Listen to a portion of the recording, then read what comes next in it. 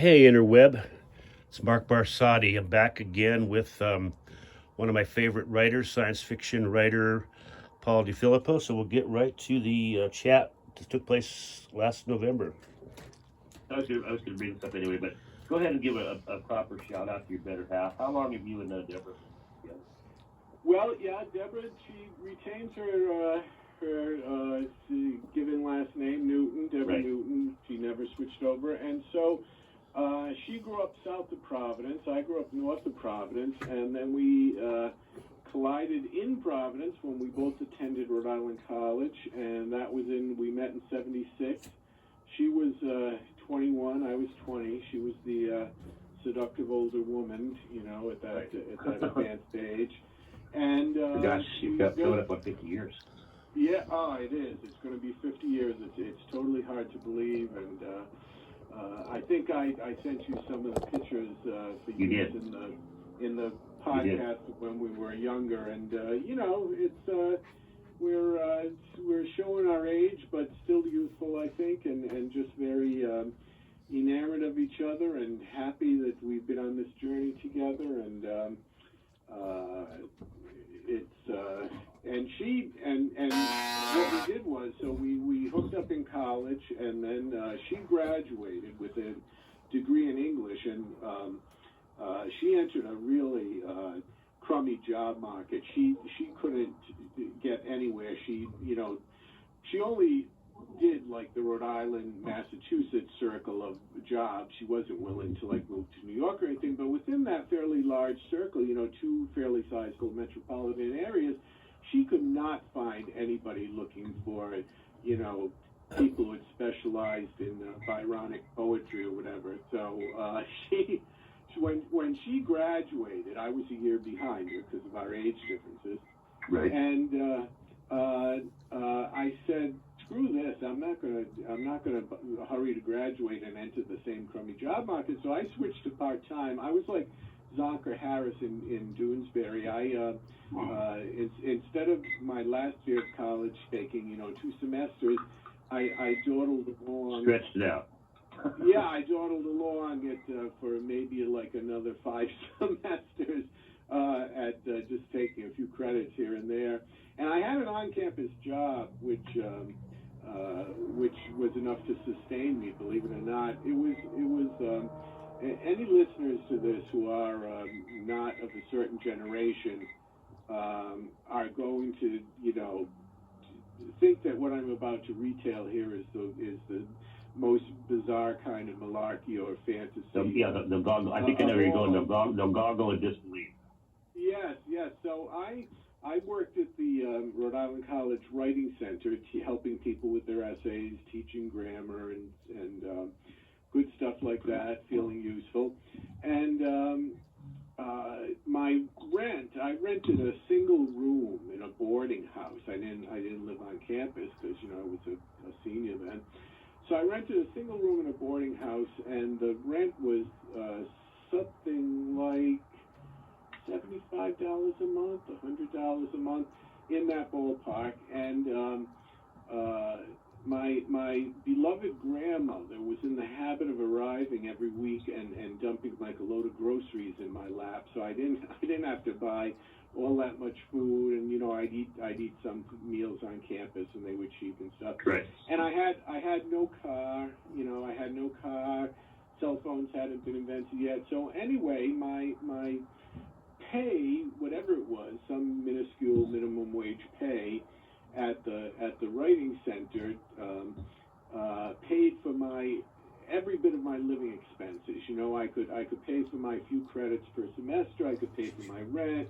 I paid for some groceries and bus fare and occasional trips to the bookstore and stuff. So it was insane, the kind of life you could live back then on the edges of Philip K. Dick style poverty. It was a privilege, really. I mean, I feel bad for current young people who are so stressed out by a million different things that we never had to face, because it was, as I look back on it, it was kind of a height of American economic not power, not what's the word I want? Independence or kind of openness. You know, a dollar went much further back then. Right. Even comparatively speaking. So I had the life of Zonker Harris for a while. You know, I'd show up at the writing center and I'd put in half a day, and then I'd go goof off in the library or meet Deborah, and or head back to my little rooming house, which was another whole story. You know, rooming houses, that's another thing that living arrangements have gotten so expensive. This was an old Victorian mansion on the east side of Providence. It was a few houses down from one of Lovecraft's residents where he lived. It was he lived at number 10 Barnes Street with his aunts, and I lived at number 52 Barnes Street. So someone had taken this old Victorian mansion, and they had just boarded up the doors. Yeah, they had boarded up the doors between each sizable room, and there was one bathroom per floor. Everybody on that floor shared the bathroom, and they had like done a really jackleg job of putting like a sink into each room, you know, because they didn't have sinks normally, so you at least had running water in your room and stuff. But it was incredible, you know. People were always, there were elderly people living in the building, there were transient students, there were wackos. It was really a kind of romantic bohemian lifestyle that I don't think really exists these days. Right. Well, this was well beyond the 60s or the 70s. This was 1993. Yeah. But for me, this was when I sorry, for you, okay, go ahead. Go ahead. This was in 1993, and we didn't break up, but we decided for reasons I won't go into that. I moved out with my future ex-wife and got wasn't luxurious, but a nice apartment in Denver's Capitol Hill neighborhood. Sure. Big one room, and actually had a fireplace for $350 a month, which you can't. That's similar. Yeah, very similar. Yeah, you can't rent a driveway in Denver anymore. Right. But anyway, let's get on to a little more less personal or more literary related matters. Yeah. You've heard this before, but I first learned about you from Harlan Ellison. He did a theater appearance in L.A. in 2011, and Harlan was signing books and answering questions on stage after the presentation was done. It was him and Joss Olshin celebrating the movie director, celebrating his work in TV back in the 60s. But anyway, someone asked about writers people should be reading, and he absolutely raved about you. So knowing Harlan had very good taste about many things, but not all. It's just food. Some of his food choices were questionable, but in literature, I tended to take it. So anyway, that's how I got into you, and that is so cool, Mark. I had first met Harlan in '81 at a pretty well-known Colorado writers workshop where he quote unquote discovered Dan Simmons, and we got to hang out with him over the years because he was very close friends with a close friend of mine, the writer Ed Bryant. But in any case, what I was getting to is how do you view Ellison as a writer, and did he influence you at all? Oh man, I think we talked a little bit in the last session about writers I grew up on, and he was definitely in the top 10. I just inhale his stuff. I've got my two beat up paperback copies of The Glass Teat and whatever the second volume was called, and The Other Glass Teat. From The Other Glass Teat, from his nonfiction to his fiction. He was definitely a role model. I was amazed at what he could get away with in supposedly within genre limits. And yes, when one of the great things about if you start young enough, or if your heroes live long enough and you become a part of the professional milieu that they work in, you get to hang out with them. And it was just when we met. Well, here's my actual number one first Ellison meeting, and it relates back to Rhode Island College. So a bunch of us at Rhode Island College convinced the the administration to give us a few bucks to we had formed a science fiction club, and they gave us a few bucks to bring in speakers. And we brought in, it was, I don't know how the hell much we paid them, but it wasn't enough. We brought in Ted Sturgeon, Anne McCaffrey, Gordon Dixon, Fritz Leiber, which was like, I mean, you know, that was like touching ancient history just to hang with him. He's getting And up there. yes, and then finally we brought in Harlan, and I'm sure he commanded double or triple whatever the other people were getting, just because that was a way to, you know, how he wanted to value himself and solace himself at talking to this bunch of young idiots here. So anyhow, we brought Harlan in, and then after his lecture was over, we took him back to the house of one of the SF Club members, and I never quizzed him on it, but I met him, actually, it was probably about, you know, 1977 when he was at Rhode Island College for this speaking engagement. So I never, you know, I didn't want to bring it to his attention, like say, hey, do you remember me, some snotty little kid, you know, from Rhode Island College, because it was just silly that he ever would. So, but yeah, so I actually, it was kind of predestined, hopefully, that we became friends later on. Yeah. I don't know how closely, because you're obviously working all the time, and you keep up with the genre stuff, but are you aware that the last Dangerous Visions finally came out? Yes, I have. Edited by Joe Straczynski.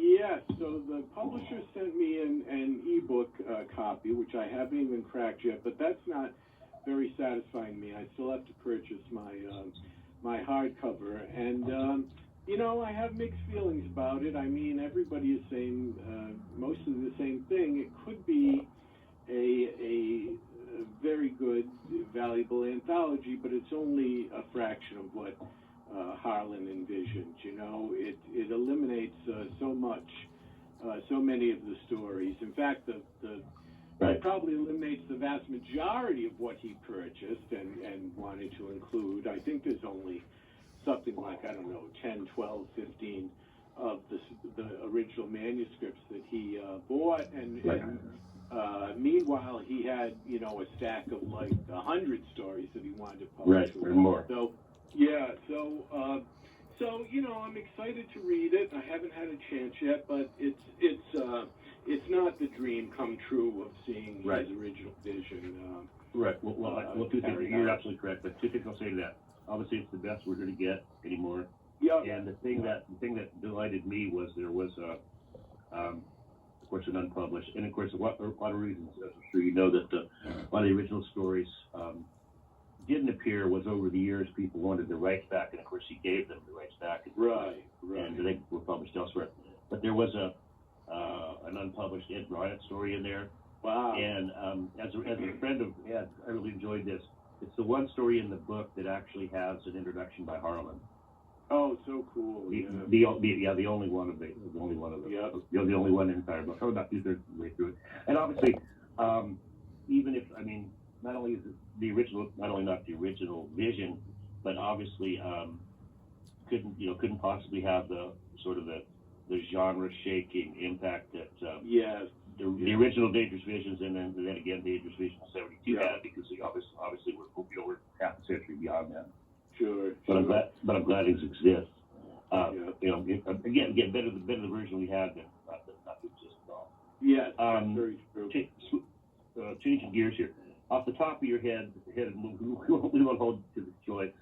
But what's the weirdest story you've ever written? And you've written some weird ones, obviously, so that leaves you with a lot of choices.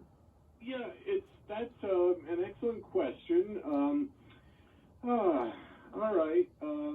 Well, let's see. I wrote one story early on. It was I took the title from Brian Eno, Before and After Science, and it's kind of weird because it, first of all, it's told in a very historian kind of way. In other words, there's no you're getting told the events from kind of like a historical perspective, as if they're long gone and they're being recounted by some future historian. But it depicts a world of kind of nebulous, formless chaos, and then that's before science, and then what happens when science comes along. But that's just a little short kind of early experiment that I did. I did do a story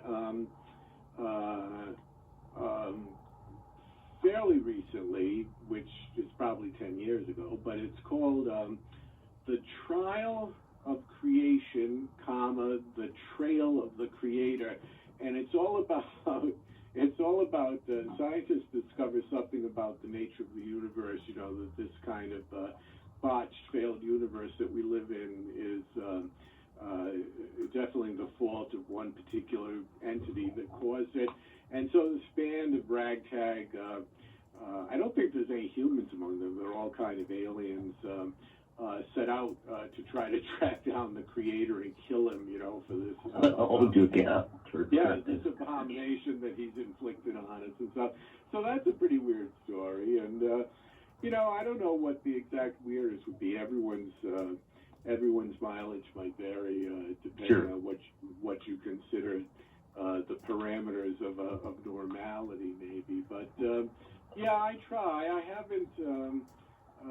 haven't done too much in that direction lately, which is kind of I'm always looking for signs that, like, I'm getting old and feeble and should just hang it up. So maybe maybe not working in this kind of strange surreal mode anymore is one of those telltale indications. I would say my novel Cosmocopia is pretty darn weird, because Cosmocopia, it starts on Earth, and there's a painter who's I think there's enough clues in the book. You can kind of tell he's Frank Frazetta. He's paints these big epic fantasy paintings and stuff. Gotcha. And then he gets in the mail this kind of powdered substance that's going to supposedly make the most brilliant paint in the world, and he accidentally ingests some of this powder, and then he finds hopefully not anthrax. Yeah, not anthrax. No, it's like red cochineal kind of ground up insects or something. He accidentally ingests some, and he ends up, the next thing he knows, he's in this alternate non-human universe, and he has to kind of try to figure out what's going on. And it's a very bizarre universe that he finds himself in, and then it kind of, the novel, not to give too much away, but it kind of ends in this cosmic ontological conundrum at the end. Things go from just kind of a domestic plane to this very strange kind of cosmic ending. So that's a pretty weird book. That's the one that's the one that in its first edition got illustrated by Jim Woodring. Do you know his art? I do not. Oh my God, Jim Woodring is, he's published by Fantagraphics, and he is just one of the most unique and visionary. What's his name again? Jim Woodring. Wood, like, Woodring. Wodring. And you got to track down some of his stuff, and I will. I was so proud. Yeah, I was so proud to become, once again, I became friends with him. He wasn't, he's roughly my age, so he's not one of my childhood heroes, obviously, but I was proud to have a friendship with him, and he provided a few illustrations for Cosmocopia in its first edition. You don't see them in the reprint editions, unfortunately. When did that come out originally? Very good Approximately. question. Let me turn. Yeah. Oh God, it's ages ago. That's going to be like 25 years or so. Okay. But it's in. There's reprints of it, like from right. I believe Open Road. Right, but without the Woodring art. Yeah, without the Woodring art, but you can see. I think you can see most of the Woodring art, because it was only 2 or 3 drawings that he did. I think most of it's online.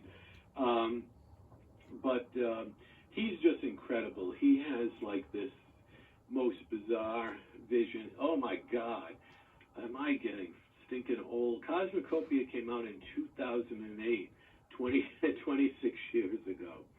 So, No, 16. Yep.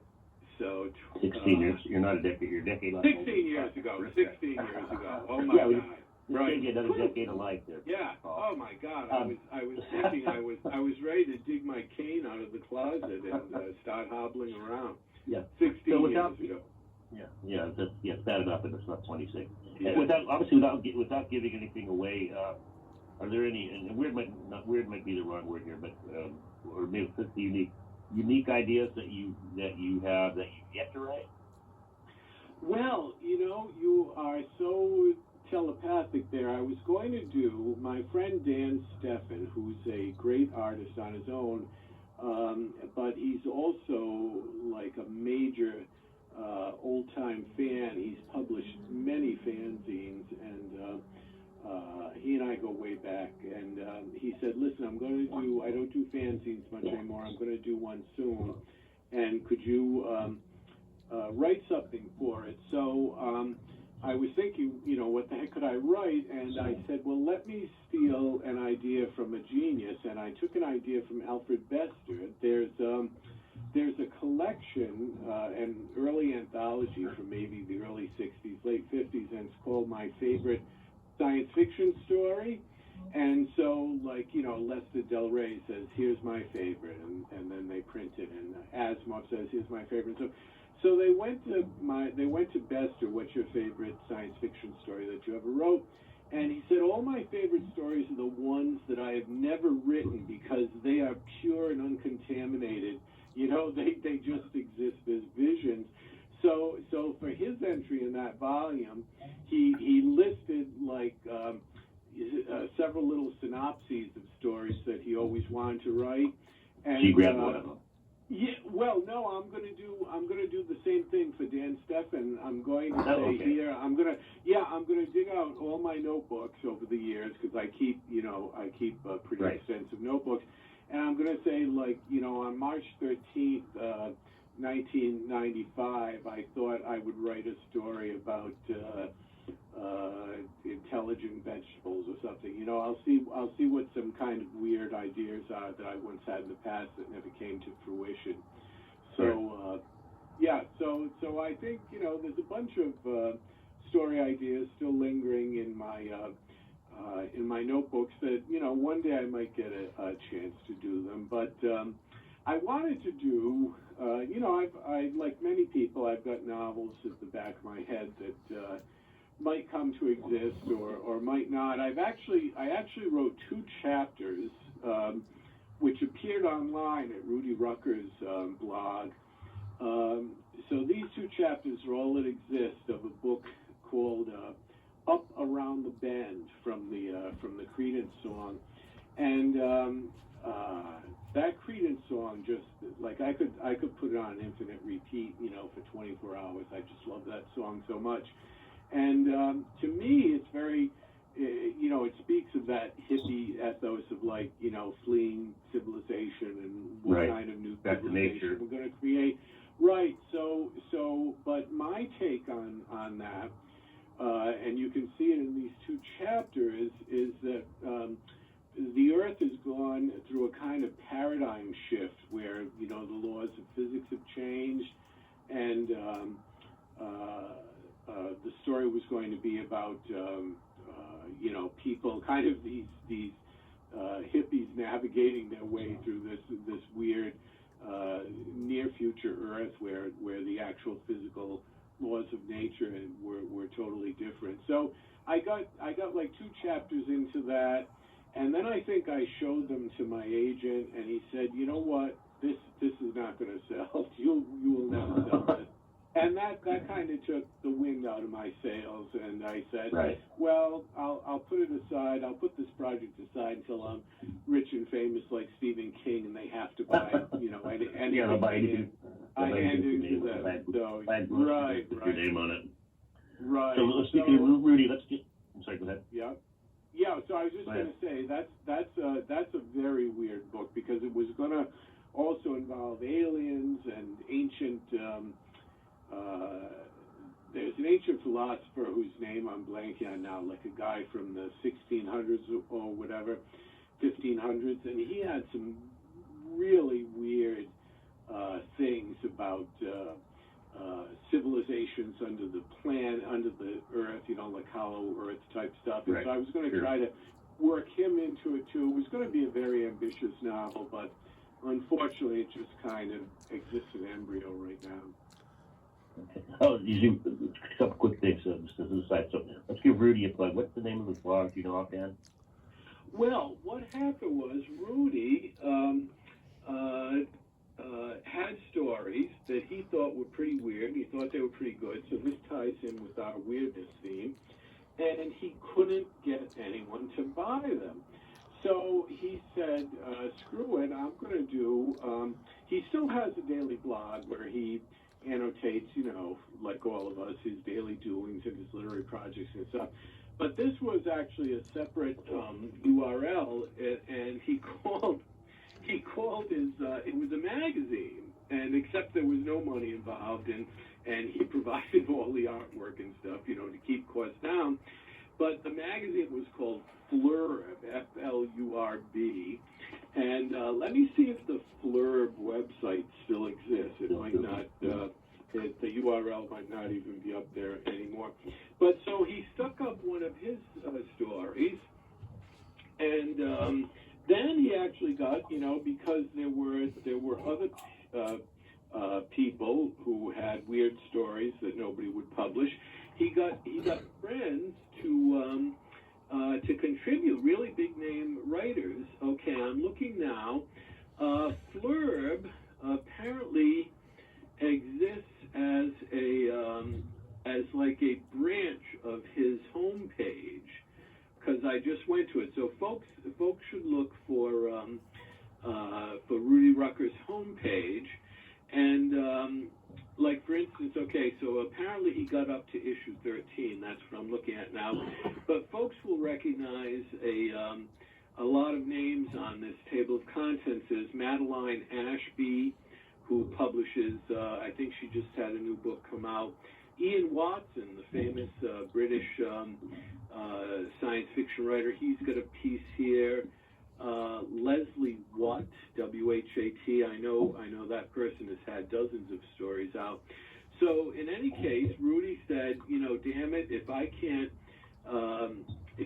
get my stories published, I'll do them myself, and I'll feature the equally weird work of my friends. So yes, so you can find all 13 issues of Flurb as kind of a sidebar on Rudy's webpage.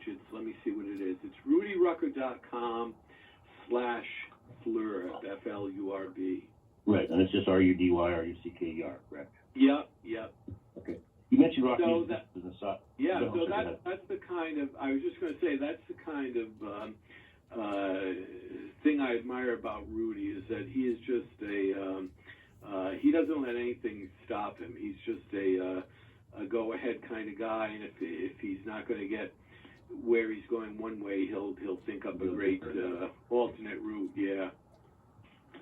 So this is an aside. You mentioned rock music. Did you ever listen to the CDs I sent you a while back? Oh my God, Mark, I'm so sorry. There's still my listening. Still in the packaging. My listening queue is so friggin' huge. I just said to Deborah, I said, listen, I think we got to get busy. I counted over 100 CDs still in the shrink wrap that have not been listened So to yet. the short answer is no. Oh, that reminds me of another quick Harlan so story. sorry. That's okay. If you live long enough, you'll go. Yeah. Quick Harlan story that kind of relates to that. So I had wrote a story which, again, and Brian again kind of raved about, Yep. was happy about. This was about 2006, and Yep. every science fiction place I sent it to, no, not even a personalized rejection letter. So Yep. I guess this is a proof of the benefits of occasional drinking at night and mucking around on the internet. Sure. So I went to one of the sites submission sites popping around. And just out of a, I won't say drunken, let's say it was slightly in my cups. Those ideas. I probably would have never done this sober. I sent it to Ellery Queen, Mystery Magazine. Yeah. And they bought it. Oh So, my God, that is the kind of story I love to hear. That is so great. But this ties into your stuff with sex getting lost. So I was so proud because I only ever sent Harlan 2 things that I written. I didn't ever bother him with no partial. Yeah. I'm publishable novels. I sent him something after I met him in 81. I sent him a story about the Air Force shooting down Santa Claus at Christmas time. Yeah. And he didn't read the whole thing, but he said my things about my writing. And the next thing I sold him was a copy. The next thing I ever sent him, because again, I could contact him if I had a reason, but I'm not going to say, please read my freaking story, Harlan. Right. I sent him a copy of the published story, and 3 or 4 months went by, and I was kind of pissed off, and I totally forgot about it. About 9 months later, I get a very nice letter from Harlan, said some very nice things about that story, and it had been again, he took it out and got it, meant to read it right away, blah, blah, blah. It got buried in the stacks of mail, but he finally got to it. That was one of the coolest letters I ever got. Anyway, nobody's tuning in to hear about me. So I wanted to talk about A Year in the Linear City. That's your novella that came out, I think, in 2002, was nominated for 4 awards, 3. I think you said last time we talked that there, if I remember correctly, there are 2 other stories set in that universe. Is that correct? Yes. The first one, the second one, first after Linear City, is a Princess of the Linear Jungle, and that is totally written by me. And then I was kind of done with the series, and then a fellow approached me, a fellow a tad younger than you and me, and I was thrilled because he's a good writer on his own. He's more well known as an editor. His name is Preston Grassman, and he's done several anthologies for PS Publishing and stuff. And he approached me and he said, Paul, I love that Linear City universe so much. Could we ever collaborate on a story in it? And I said, I'm actually very easy on collaborations. I've done maybe, I don't know, we talked about how I collaborated with Mike Bishop, and I've done maybe, I don't know, 15, 20 stories with other people. Oh, sorry. So I'm sorry to interrupt. I want to interrupt real quick, but I didn't want to mention this. It wasn't in my notes. We talked about Mike Bishop's book, Brittle Innings, last time. Yeah. I do want to mention, because we didn't mention it, for anybody out there, it's, if I'm going to remember this pretty correctly, it's Frankenstein's monster playing minor league baseball in America in the 1930s. It's just fantastic. So it is. Any baseball sci-fi fans out there, Brittle Innings. Yeah. I'm sorry. Go back. I just wanted to get that plug in. Yeah. No, I'm glad you mentioned that, because that's a book that deserves. I'm not sure if it's even still in print, but it certainly deserves. I would imagine it probably should. That's what it should be, but a lot of things shouldn't. Well, anyway, back to your collaboration with Preston. Well, let's. I'll say one more thing about Mike. He, at the end of his life, he hooked up with Fairwood Publishing, which is a beautiful small press that's been in existence for many years, and they brought out. My God, it must be like 15 volumes of his work, and he took the occasion to go over each volume and tinker with them a little bit. Some volumes significantly, but most he just tinkered a little bit here and there. But if anyone wants Mike Bishop work, they need to go to the Fairwood Press volumes, because those are the absolute up-to-date, ones that Michael wanted the world to see. So Preston Grassman, he approached me and he said, I love that universe so much. Could we ever write something together? I said, yeah, let's do it. And then, of course, I had to keep putting him off for like 6 months because other things popped up. But eventually we wrote a story called War in the Linear Heavens. So I was trying each time, the first book referenced city, then jungle, then heaven. So I was trying to, indicate that there were different aspects of this universe. So anyway, it came out pretty good. It's not 100% DiFilippo. It's not 100% Preston Grassman. It's a combination of our our voices, but I think it came out pretty good, and it appeared first in a British science fiction magazine called Parsec, and it's supposed to have a little standalone, because it's novella size, so it's supposed to have a little standalone publication from PS Publishing, but that's they thought they were going to get it out in 2024. I don't think that's going to happen. It's going to, because, you know. Yeah, we're coming down the stretch if they are. Right. No, small 6 weeks left. presses work under incredible pressures. You know, there's, you have to be chef, cook, you know, head chef and bottle washer at the same time. And so they're a little with the slow. wolf paternally at the door. Right. But their books are so beautiful and so lovingly done that, you know, I'm quite willing to wait. And I suppose, you know, having gotten back into it, I see that there could be more stories. And somebody said, you know, there's a lot of mysteries left unexplored in these books, and you really should divulge, you know, clear up a lot of these mysteries. And I'm thinking, well, you know, I could do that, or I could just perpetuate the mysteries and never explain them, you know. And well, in fact, yeah, I wanted to ask you about one of the mysteries in Linear City. Yeah. So did either of the two subsequent stories ever explain or tell more about the very odd entities, the yard bulls, and I think it was the Fisher wives, that literally transport the dead to their afterlife rewards or punishments? Yeah. No, they maintain that same functionality that you saw in the first book. They don't, we don't learn, you know, if they're high tech or supernatural or, right. No, that's one of the mysteries that kind of remains. And they don't quite play as big a part in the, for some reason, in the two sequels. Maybe not as many people dying. Yeah. Although they do figure more in the third book than the second. So, okay. But that book, the first one, it was originally going to be called On Western Avenue, and my original conception. This is, I think, people who are not necessarily writers don't know how. A book can kind of mutate from the original vision. So On Western Avenue was going to be set on Earth, and it was going to be kind of like Tom Disher's 334. It was going to be like this panorama of contemporary urban life, except it was going to be on an infinite road that was never explained. It was like this road just went on forever, and it was called Western Avenue. And, you know, you were going to travel up and down Western Avenue and meet, you know, junkies and professors and car mechanics and everything. And so that was the original premise. It was going to be very naturalistic, except that it was all going to take place on this mysterious, endless highway.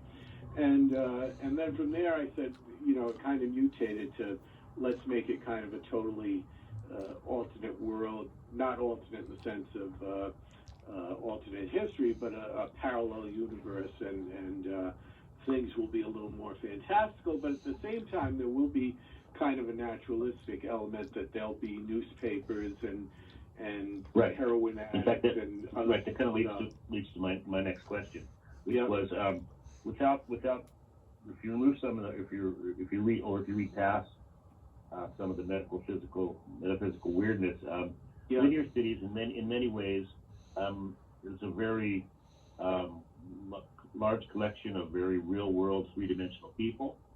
The story has a lot of minor characters sprinkled throughout on the strata of societies, high and low, that you define very well with minimum words. And even the city itself is almost a character.